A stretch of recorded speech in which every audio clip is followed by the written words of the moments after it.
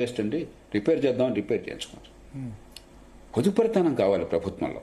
ప్రతి రూపాయిని కూడా పాలకులు, అధికారులు కానీ లేకపోతే ఎన్నికైన నాయకులు కానీ ప్రతి రూపాయిని చాలా పవిత్రంగా చూడాలి. ప్రజాధనం ఇది. ఆ ప్రజాధనాన్ని పవిత్రంగా చూడకుండా దుబారా చేయడం అనే సంస్కృతి కూడా వచ్చింది. దాన్ని మనం పక్కన పెట్టి అవినీతిని చూడలేం. ఎప్పుడైతే ఆ సంస్కృతి అట్లా వచ్చిందో, ప్రజలు 1000 కోట్లు మాట్లాడుతున్నాం, ప్రతి 10 కోట్లు నొక్కేయడం మామూలు అయిపోయింది. పెద్ద కష్టం కాదు, గొప్పగా. మీరు కూడా ఉన్నారు ఇందాక 50,000 తింటే వాడిని పట్టుకుంటున్నాము, అది పెద్ద బండి. యాక్చువల్లీ 50,000 లంచ్ తీసుకుంది ఎవరంటే ఆయన ఇంజనీరింగ్ చీఫే, కానీ డిపార్ట్మెంట్ పంచాయతీరాజ్. వీళ్ళు ఇరిగేషన్ డిపార్ట్మెంట్ ఈఎన్సీ 100 కోట్ల ఆస్తులు, పంచాయతీరాజ్ ఈఎన్సీ 50,000 రూపాయలు స్వయంగా ఆయనే తీసుకున్నారు లంచం. నాకు తెలిసి ఈ ఇరిగేషన్ డిపార్ట్మెంట్ లో 50,000 క్లర్క్ లెవెల్ కూడా రిజెక్ట్ చేస్తాడేమో. అంటే డిపార్ట్మెంట్ వైజ్ ఇంత అంతరం ఉంది అని చెప్తున్నాను నేను. అదేమవుతుందంటే సుమతి శతకంలో చెప్పినట్టుగా ఏట్లో గానీ లేకపోతే చెరువులో గానీ నీళ్లు చేరితేనే కప్పలు తెప్పలుగా వస్తాయి. ఎక్కడ డబ్బు ఉందో అక్కడ అవినీతి పుష్కలంగా ఉంటుంది. డబ్బు లేకుండా డ్రైగా ఉన్న శాఖల్లో అవినీతి కష్టం అవుతుంది. ఉదాహరణకి స్టాటిస్టిక్స్ డిపార్ట్మెంట్ ఉన్నది, డబ్బులు తినాలని ఏం తినడం లేదు అక్కడ. అలా కాబట్టి అక్కడ డబ్బులు ఎక్కడ చేరుతాయో, ఇరిగేషన్ పెద్ద ఎత్తున ప్రాజెక్టులు అంటున్నాం, ఇరిగేషన్ అంటున్నాం, మరో శాఖ అంటున్నాం, ఎక్కడ డబ్బులు. టీచర్ చాలా తక్కువ, కరప్షన్ చేసింది చాలా తక్కువ ఎడ్యుకేషన్ లో. ఎగ్జాక్ట్లీ. అట్లాగే ఎక్కడ నియంత్రణ ఉంటుందో, ప్రభుత్వానికి నియంత్రణ అధికారం ఉందనుకోండి, నా కలం పోటుతో మీకు లాభంగా నష్టంగా చేయగలను అనుకోండి, అక్కడ లంచం ఉంటుంది. ఈ రెండు ప్రధానమైన. ప్రభుత్వం ఖర్చు ఎక్కడ ఎక్కువ ఉందో మరింత జాగ్రత్తగా ఉండాలి. అలాగే ప్రభుత్వానికి నియంత్రించే అధికారం, ప్రజల జీవితాన్ని శాసించే అధికారం ఎక్కడ ఎక్కువ ఉందో అక్కడ జాగ్రత్తగా ఉండాలి.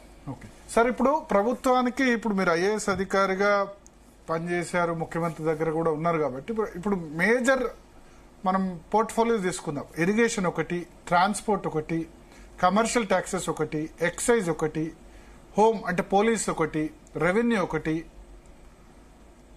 City town planning, town planners ఈ మధ్య బిల్డింగ్ కన్స్ట్రక్షన్ కు దానికి వద్దన్న డబ్బులు వచ్చి పడతాయి.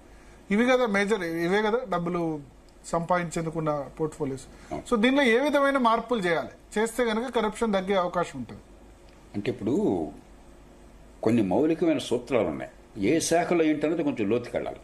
ఉదాహరణకి చాలా సంవత్సరాల క్రితం 2004-05 ప్రాంతాల్లో ప్రజాస్వామ్య పీఠం తరపున, లోక్సత్తా తరపున నేనే బొంబాయి నగరంలోనూ హైదరాబాద్లోనూ పెద్ద ఎత్తున రౌండ్ టేబుల్స్ నిర్వహించి, దానిలో ఎవరు సెంట్రల్ ఎక్సైజ్, కస్టమ్స్ అన్నారు. సెంట్రల్ ఎక్సైజ్ ఉండేది, జీఎస్టీ రాలా అప్పటికి. కాబట్టి central excise, customs, indirect taxes, పరోక్ష పన్నుల్లో చాలా పెద్ద అవినీతి ఉన్నది. ఆ అవినీతి కనుక తగ్గించగలిగితే దేశంలో ఆర్థిక అభివృద్ధి పెరుగుతుందని గట్టిగానే వాదించాను. ప్రధానమంత్రి గారు మన్మోహన్ సింగ్ గారితో ఆ మాట చెప్పాను. చెప్పి మరి ఆనాడు దేశంలో vigilance commission, Pejawar P Shankar గారి ఆధ్వర్యంలో, మన రాష్ట్రానికి చెందినటువంటి హెచ్కే దొరగారు కూడా ఆనాడు విజిలెన్స్ కమిషన్లో ఉన్నారు. ఆ జాతీయ విజిలెన్స్ కమిషన్ వారి ముగ్గురిని తీసుకొచ్చి, ఆ తర్వాత రెవెన్యూ సెక్రటరీ, తర్వాత కేబినెట్ సెక్రటరీ అయిన చంద్రశేఖర్, ఆయన్ని కూడా తీసుకొచ్చి హైదరాబాద్ లో, తర్వాత బొంబాయిలో అందరు స్టేక్ హోల్డర్స్ ని కలిపాం. పన్నుల అధికారులు, మరి ఇండస్ట్రీ బిజినెస్ మెన్, ఈ అవినీతికి గురవుతున్న వాళ్ళు, బాధితులైన వాళ్ళు, తర్వాత ఈ ట్యాక్స్ నిపుణులు, అకౌంటెంట్లు, ఎక్స్పర్ట్లు అందరినీ కూర్చోబెట్టాం. వీళ్ళు అవినీతిపరమైన అధికారులు కూడా ఉన్నారు.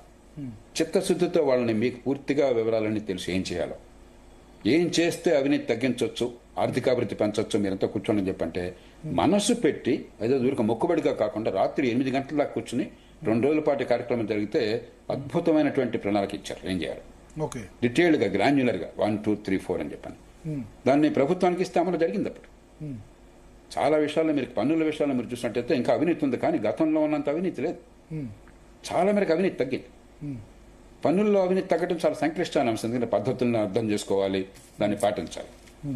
కానీ ప్రతి రంగంలో కూడా అవినీతి తగ్గాలని చెప్పంటే కొన్ని మౌలిక సూత్రాలు ఉన్నాయి. ఒకటి పారదర్శకత, ఎంత వీలుంటే అంత పారదర్శకత. 2 టెక్నాలజీ, ఎక్కడ ఇంతకుముందు 3 ఉదాహరణలు చెప్పాను, టెక్నాలజీ ఎక్కడ వాడగలిగితే అక్కడ టెక్నాలజీ వాడడం. 3 కాంపిటీషన్ అండ్ చాయిస్. ప్రభుత్వం గుత్తాధిపత్యం ఉన్నంత కాలం ఖచ్చితంగా మీకు అవినీతి ఎక్కువ ఉంటుంది. అలా కాకుండా పోటీ ఉండి మరి చాయిస్ ఉన్నట్టయితే, మనకి పౌరులకి చాయిస్ ఉన్నట్టయితే, అప్పుడు మార్కెట్ వల్ల ప్రభుత్వంలో అవినీతి తగ్గుతుంది. ఆ తర్వాత ఇవన్నీ చేసినా కూడా ప్రభుత్వం చేయాల్సిన పనులు చాలా ఉంటాయి. కాబట్టి అక్కడ టెండర్ల ప్రక్రియలో, ఇదంతా కూడా టెండర్ల ప్రక్రియ, ఏ మాత్రం పారదర్శకత లేదు. Okay. కాగితం మీద పారదర్శకత చూపెట్టినా కూడా గతంలో కొన్ని సందర్భాల్లో కొన్ని ప్రాజెక్టులు నాకు తెలుసు గ్లోబల్ బిడ్డింగ్ ఇచ్చినా కూడా పూర్తిగా తెలుగు వాళ్ళకే వచ్చినాయి అందరూ. ప్రపంచమంతా పూర్తి డిస్క్వాలిఫై చేయడం చేయడం వాళ్ళకి ఎట్లా వస్తాయి? ఎలిజిబిలిటీ లేదని డిస్క్వాలిఫై చేయడం, లేకపోతే వాళ్ళని బెదిరించడం. చేయటం. లేకపోతే వాళ్ళు ఇచ్చిన బిడ్ని కాగితం తీసి కాపీ చేసి వాళ్ళకి చూపెట్టడం ముందుగానే రహస్యంగా. సరైన పద్ధతులు రూపొందించాలి కాగితం మీద ఉన్నా కూడా.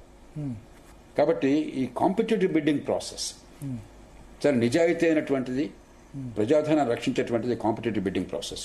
ఇవన్నీ అయిన తర్వాత శిక్ష, ఇందాక చెప్పాను ఖచ్చితంగా శిక్ష పడుతుందనే భయం. ముఖ్యంగా ఆస్తులు పోతాయి. చాలా ఏళ్ల క్రితం అరుణ్ శర్మ, కిరణ్ శర్మ అని చెప్పిన ఇద్దరు భారతీయులు అమెరికాలో ఆరోగ్య రంగంలో బాగా డబ్బులు తినేశారు, రకరకాల అక్రమాలు చేసి. ఏమైందో తెలుసా? ఇద్దరికీ 15 ఏళ్ల జైలు శిక్ష పడింది. అంతకుమించి వాళ్ళు సంపాదించిన ప్రతి రూపాయి, వాళ్ళ ఇల్లు, ఇతర ఆస్తులు, బ్యాంకుల్లో ఉన్న డబ్బులు, వాళ్ళ నగలు, వాళ్ళకున్న స్టాక్, ఇతరమైనటువంటి అన్ని రకాల ఆస్తులు మొత్తం ప్రభుత్వ పరం అయిపోయాయి, ఒక్క పైసా మిగలకుండా. ఆ భయం భారతదేశంలో ఒక్కడికైనా ఉందా సార్? అంటే మన దగ్గర ఒక్కడికైనా సార్ ఆస్తులన్నీ పోయినాయి అవినీతి వల్ల అని చెప్పిన ఒక్క కేసు చూపెట్టండి నాకు. మన దగ్గర ఆ ప్రొవిజన్ ఉందా sir prevention of corruption act లో? నేను ఇందాక చెప్పాను కదా, ఆస్తులని జప్తు చేసే ఉంది కానీ ఇంత కఠినమైన ప్రొవిజన్ లేదు. జప్తు అన్ని ఆస్తులు జప్తా? ఆ ఆస్తులు ప్రభుత్వ స్వాధీనం చేసేవారు మొత్తం. అంటే అక్రమానికి పాల్పట్టుగా 1 కోటి రూపాయలు రుజువైనా కూడా అతనుకున్న మొత్తం ఆస్తులు పోతాయన్న భయాన్ని కలగజేయాలి. అది ఖచ్చితంగా అవసరం. ఇవన్నీ అయిన తర్వాత రాజకీయం గురించి ఆలోచించాలి. ఎందుకంటే రాజకీయంలో అక్రమార్జనకి అది అనివార్యంగా చేసినప్పుడు, అక్రమార్జన లేకుండా రాజకీయం నడిచే పరిస్థితి లేనప్పుడు ఏదో రూపంలో రాజకీయం పరిపాలనలో ప్రవేశిస్తుంది. చేత నిరాశ కూడదు. ఎన్నో రంగాల్లో అవినీతి తగ్గుతోంది, కొన్ని రంగాల్లో పెరుగుతోంది. ఎక్కడ ఎందుకు పెరుగుతోంది, ఎలా పెరుగుతోంది, మిగతా దేశాల్లో ఏం చేస్తున్నారు, ఏం చేసినప్పుడు అవినీతి తగ్గుతోంది, ఇది మనం అర్థం చేసుకుని పద్ధతి ప్రకారం వెళ్ళాలి తప్ప మనం లబోదీపేమంటే ఉపయోగం లేదు, నిరాశ పడితే ఉపయోగం. ఎందుకంటే ఇప్పటికి మళ్ళీ చెప్తున్నాను, నిజాయితీ పనులు ఇప్పటికి కూడా వ్యవస్థలో రాజకీయంలో ఉన్నారు, రాజకీయంలో నిప్పు లాంటి వాళ్ళు ఉన్నారు, ప్రతి డిపార్ట్మెంట్ లో ఉన్నారు, వివిధ శాఖల్లో ఉన్నారు, మామూలు ఉద్యోగులు ఉన్నారు, పెద్ద పెద్ద అధికారులు ఎక్కర్లా. ఒక మంచి కానిస్టేబుల్ నిజాయితీ కొన్ని సందర్భాలు చాలా, ఒక సబ్ ఇన్స్పెక్టర్ నిజాయితీ కొన్ని సందర్భాలు చాలా ఉన్నాయి. కాబట్టి మొత్తం నాశనం అయిందని తిట్టడం కాకుండా చాలా సూక్ష్మంగా పరిశీలించి ఎక్కడ ఎలాంటి మందు వేయాలో చేసినట్టయితే ఖచ్చితంగా అవినీతి ఉన్న కొద్దిగా ఇంకా తగ్గుతుంది. సో మందు మీరు అన్నట్టు ఏంటంటే ప్రివెన్షన్ ఆఫ్ కరప్షన్ యాక్ట్ మరింత స్ట్రెంగ్తెన్ చేయాలి. ఒకటి ఏంటంటే ఫస్ట్